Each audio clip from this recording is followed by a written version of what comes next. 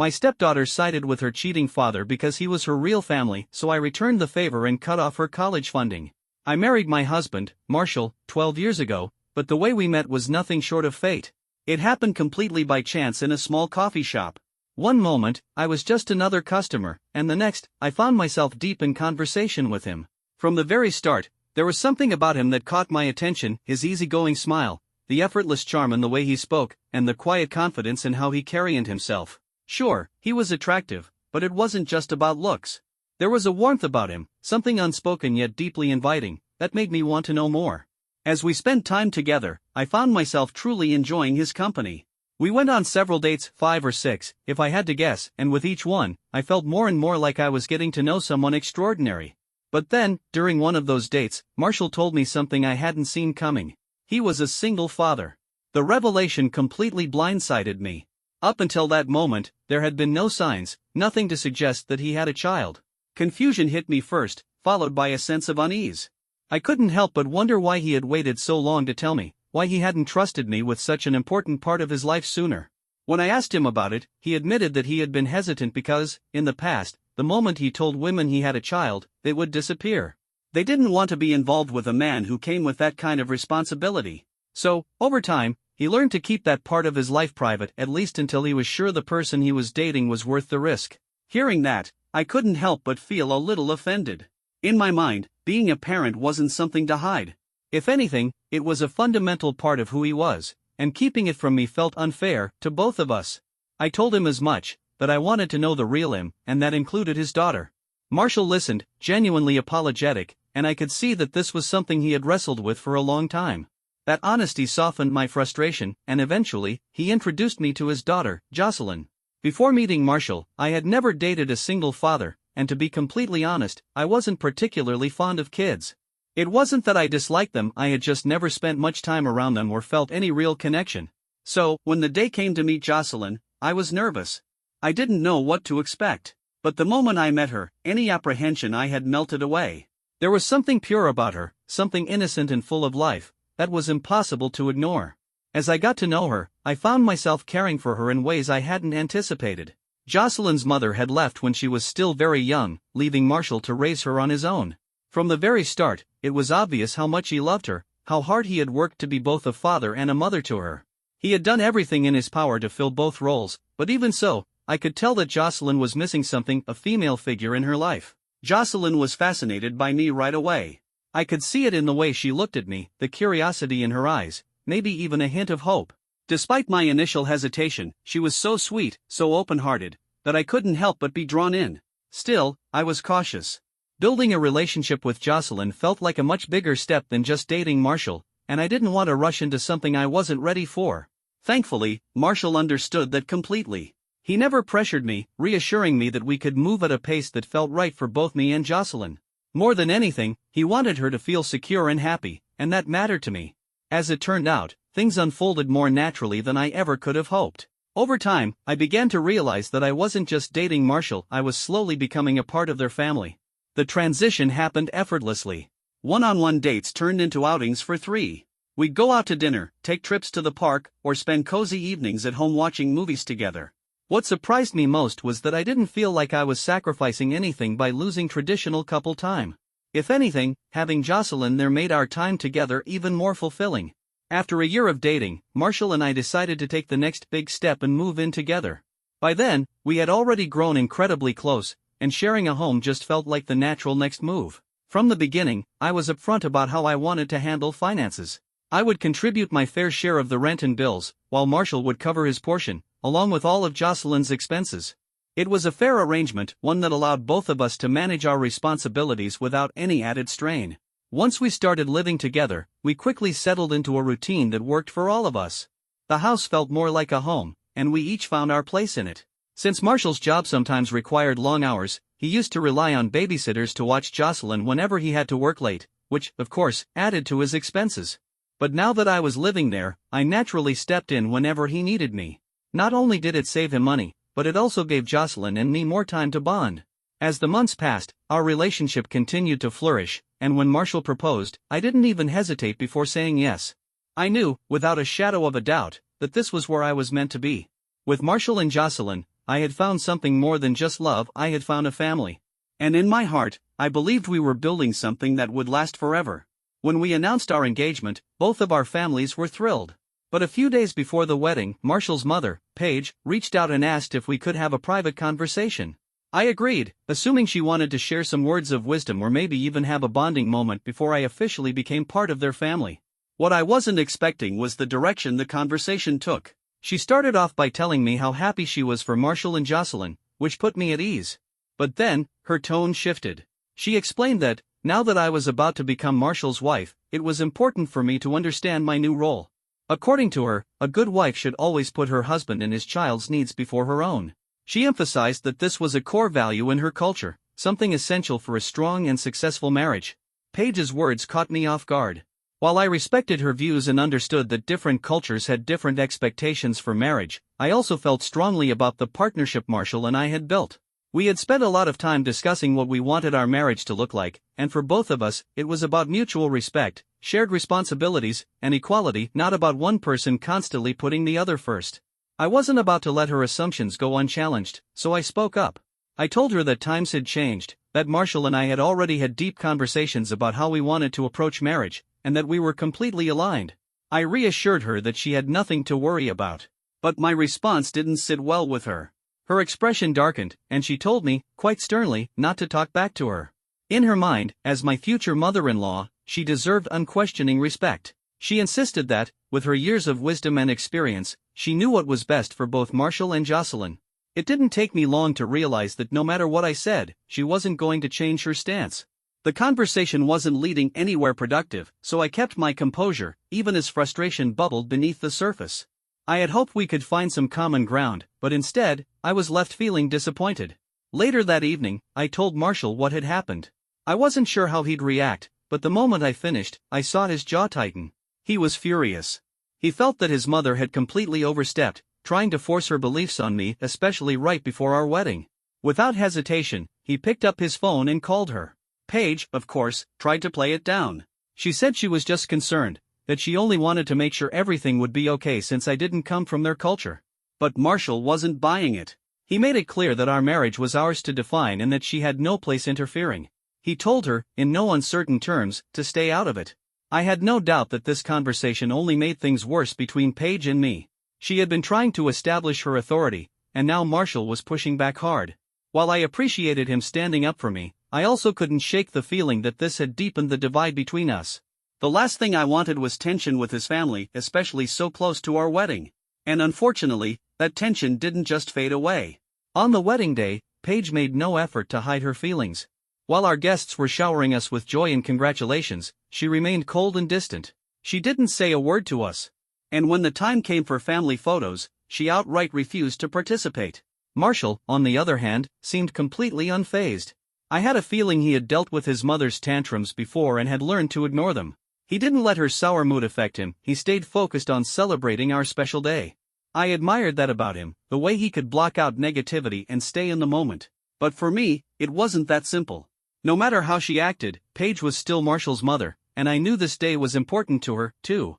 I didn't want this tension lingering between us, so at one point, I decided to approach her, hoping we could at least have a civil conversation. That hope was short-lived. The moment I tried to talk to her, she shut me down completely. She blamed me for the situation, saying I was the reason for the growing distance between her and Marshall. In her mind, I had come in and disrupted the family dynamic, and she wasn't about to forgive me for it. Her words were harsh, leaving no room for compromise, and in that moment, I understood that there was nothing more I could do. I had tried to mend things, but she wasn't ready to meet me halfway. So I let it go. Despite Paige's attitude, the rest of the wedding was absolutely beautiful. One of the most heartwarming moments was watching Jocelyn walk down the aisle as our flower girl, scattering petals with the brightest smile on her face. Seeing her so happy that day meant everything to me. For the past 12 years, I've been as much of a parent to Jocelyn as Marshall has. I'd been there for her in every way, from attending her school events to helping her with homework to hosting sleepovers for her and her friends. I never thought twice about contributing financially to her upbringing, whether it was paying for school, planning vacations, or just making sure she had everything she needed. Since I made significantly more money than Marshall, it only made sense for me to take on more financial responsibility, and I did it gladly because I saw Jocelyn as my own. But everything changed 2 years ago when Marshall lost his job. His company went through massive layoffs, and he was one of the employees let go. It was a devastating blow, and understandably, he took it hard. As his wife, I wanted to support him in every way I could. I assured him that we were in this together, that he didn't need to worry about money, I would handle everything while he focused on finding a new job. And I did. I took over the mortgage, the bills, the groceries, every single household expense. At first, Marshall threw himself into the job search, applying everywhere he could. But as the rejections piled up, I could see the frustration wearing him down. I did my best to lift him up, to remind him that setbacks were temporary. But over time, his motivation started to fade. He withdrew more and more, retreating into the basement, the space he had turned into his man cave. At first, I thought he just needed a break, a way to take his mind off the stress. But before long, it became clear that this was more than that. Night after night, he stayed up playing video games, sometimes until the early hours of the morning. He stopped helping around the house, barely lifted a finger. And the worst part? He started distancing himself from Jocelyn. Marshall had always been a hands-on father, but now, he barely checked in on her at all. During the day, he'd sleep until the afternoon, and when he was awake, he was either gaming or completely detached from everything happening around him. The man I had fallen in love with, the man who had been such an incredible father and partner, was slipping away. And I had no idea how to bring him back. The man I had known and loved was slipping away, replaced by someone I barely recognized, someone lost in his own world. It broke my heart to watch him change like this. I tried talking to Marshall, expressing my concerns, telling him how much I missed the way things used to be. I reminded him that we were a team, that I needed him to be present, not just for me, but for Jocelyn too. But no matter how many times I brought it up, nothing changed. He would either brush off my worries or promise to do better, only for things to stay exactly the same. It was exhausting. I was working full-time, managing the household, and trying to be there for Jocelyn, all while feeling increasingly alone in my own marriage. I still loved Marshall, but I couldn't ignore the toll his behavior was taking on our family. I kept holding on to hope, believing that once he found a job, things would get better, that he would return to the man I had fallen in love with. But as days turned into months, that hope started to fade. Despite everything, I stayed strong for Jocelyn's sake. She deserved a stable, loving home, and I was determined to give her that even if it meant carrying more of the burden myself. I told myself that life would go back to normal as soon as Marshall got back on his feet. But then, everything came crashing down. I found out my husband had been cheating on me for the past year and a half. And the way I discovered it? By complete accident. It started on what should have been an ordinary day. Jocelyn had a dentist appointment, she was about to leave for college soon and wanted to get her braces checked. Normally, I handled all her appointments, but that day, I wasn't feeling well. I had spent the entire morning deep cleaning the house, doing dishes, and cooking for everyone. I was exhausted, both physically and emotionally. So, I asked Marshall to take her instead. His reaction was immediate and infuriating. He whined, complained, and tried to weasel his way out of it, telling me to take her myself. I was too drained to argue, but I wasn't going to let him off the hook this time. I put my foot down and told him to get off the damn couch and take his daughter to her appointment. After some back and forth, he finally relented, but not before throwing a jab my way, calling me a nagger. According to him, I was always bothering him about something. His words stung, but I bit my tongue, refusing to let it turn into a full-blown fight. Once they left, I decided to take advantage of the quiet and tackle the basement. It had been a mess for months, and Marshall never let me go down there, always claiming it was his space and that he'd clean it up himself. But at this point, I knew better. If I didn't do it, no one would. As I was tidying up, I suddenly heard a phone ringing. I hadn't realized Marshall had left his phone behind.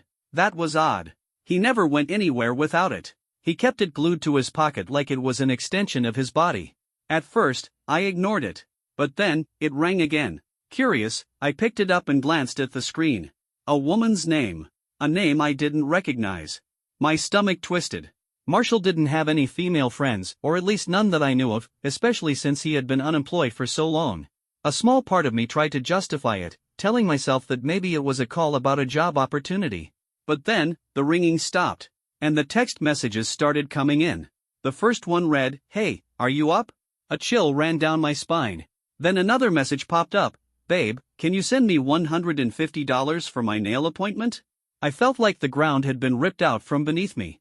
My hands shook as I stared at the screen, trying to make sense of what I was seeing. There was no way to misinterpret those messages. This wasn't a coworker, an old friend, or a random acquaintance. This was someone my husband was clearly involved with. Otherwise, she wouldn't have called him babe. She wouldn't be casually asking him for money. Everything started clicking into place. His growing irritability. The endless hours in the basement. His emotional detachment from me and Jocelyn. It all made sense now. For over a year, while I had been working myself to the bone to keep our family afloat, while I had been paying the bills, supporting him, taking care of Jocelyn, and doing everything in my power to hold us together, he had been betraying me behind my back. I felt sick. My mind raced. Should I confront him the second he walked through the door? Should I wait and gather more proof? Should I call someone for support? I had no idea what to do. Then I heard the front door open. Panic surged through me. I barely had time to think. I quickly placed his phone back exactly where I had found it, wiped my face, and forced myself to keep cleaning. My hands were trembling, but I needed to act normal. Marshall's footsteps thudded against the floor, growing louder as he made his way down the stairs. When he spotted me in the basement, his eyes narrowed. "What are you doing down here?" he asked, suspicion lacing his voice. I kept my expression neutral and shrugged. "Just cleaning. This place was getting way too messy." For a moment, he studied me, like he was trying to gauge whether I knew something. I held my breath. Then, just as quickly, he brushed it off. "I forgot my phone," he muttered, hurrying past me. He snatched it up, shoved it in his pocket, and rushed back upstairs without another word. I stood frozen, waiting, listening as he walked out the front door again.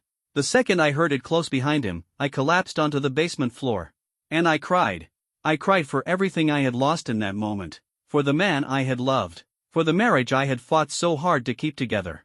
For all the sacrifices I had made for a man who had repaid me with betrayal. I had spent years believing we were a team. That no matter what happened, we would face it together. But I had been wrong. Marshall had checked out of our marriage a long time ago. And I had just been too blind to see it. The trust one had in my husband, the belief that we were a team, the love I thought was unshakable, it was all gone. Marshall had known exactly what he was doing. He had gone to great lengths to keep his secret hidden from me. And the worst part? I had stood by him all these years, taking care of him, supporting him, and raising his daughter like my own, all while he was happily sending money to another woman. I had sacrificed so much for our family, only to find out that he was using the money I earned to support his affair partner. The betrayal wasn't just emotional, it was financial. And the realization of just how deep that betrayal ran ignited a burning anger inside me. The next morning, I woke up with a new sense of determination. I wasn't going to let Marshall keep taking advantage of me. He needed to face the consequences of his actions. I reached out to a close friend of mine who happened to be a lawyer. I told her everything, how I had stumbled upon the affair, how long it had been going on, and how he had been secretly sending money to this other woman while neglecting his responsibilities at home. She was both shocked and sympathetic. After listening to me, she gave me some advice. The first thing I needed to do was gather undeniable proof of the affair. If I decided to move forward with a divorce, this evidence would be crucial, especially since I had been the primary breadwinner and had taken on nearly all financial responsibilities. With solid proof, I could protect myself and ensure that Marshall wouldn't walk away unscathed. For the next few days, I tried to get my hands on his phone again, but Marshall was more cautious now. He kept it close, never leaving it unattended. Frustrated, I started thinking of other ways to get what I needed. That's when I remembered his laptop. Marshall had an iCloud account, which meant his text messages would be synced to his laptop as well.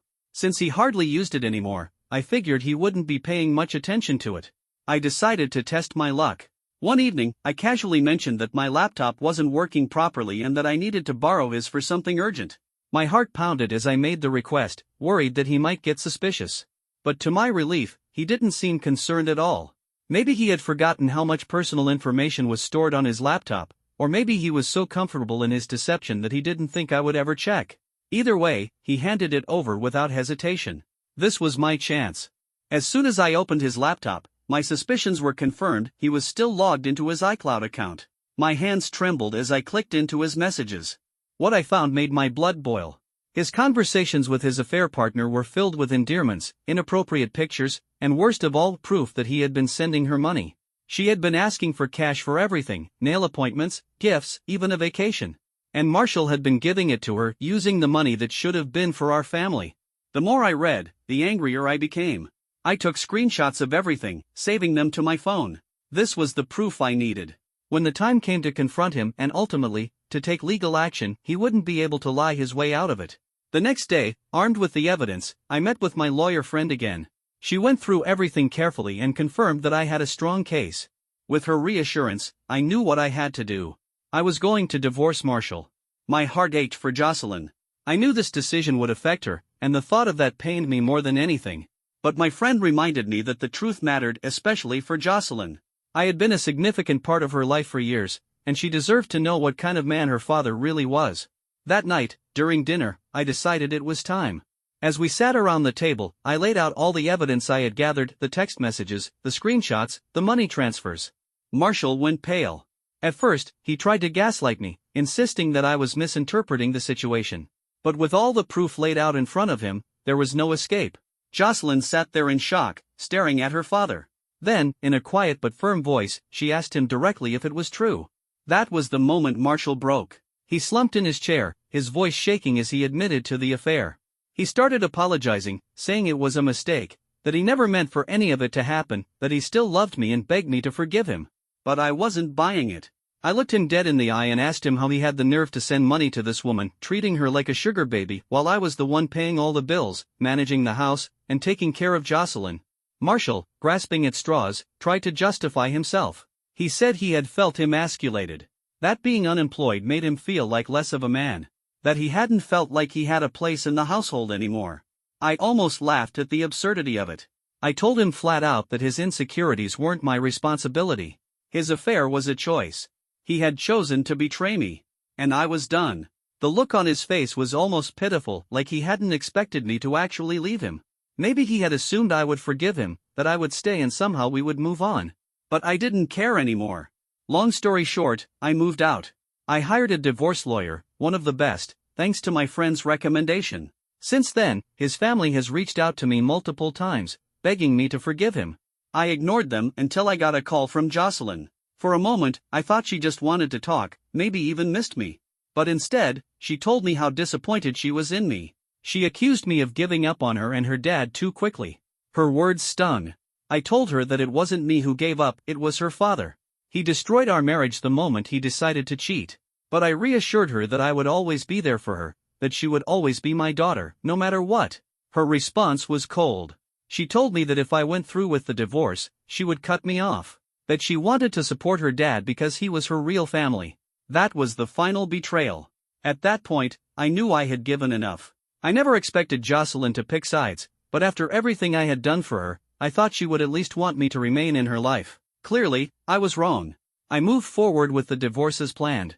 A few weeks later, I made it clear to Marshall's lawyer that since I had already paid for Jocelyn's first semester of college, that would be my final gift to her. If Marshall wanted to support her, he would need to figure out how, because I wasn't paying another dime. Of course, Marshall and Paige lost their minds. They bombarded me with messages, calling me selfish, accusing me of punishing Jocelyn.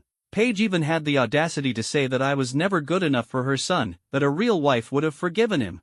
I refused to respond. My lawyer had already advised me to ignore them.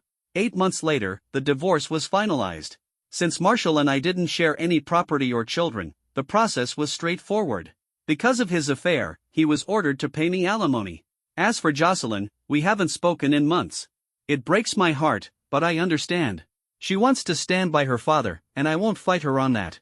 I've spent years sacrificing for a family that never truly saw me. Now, it's time for me to finally put myself first.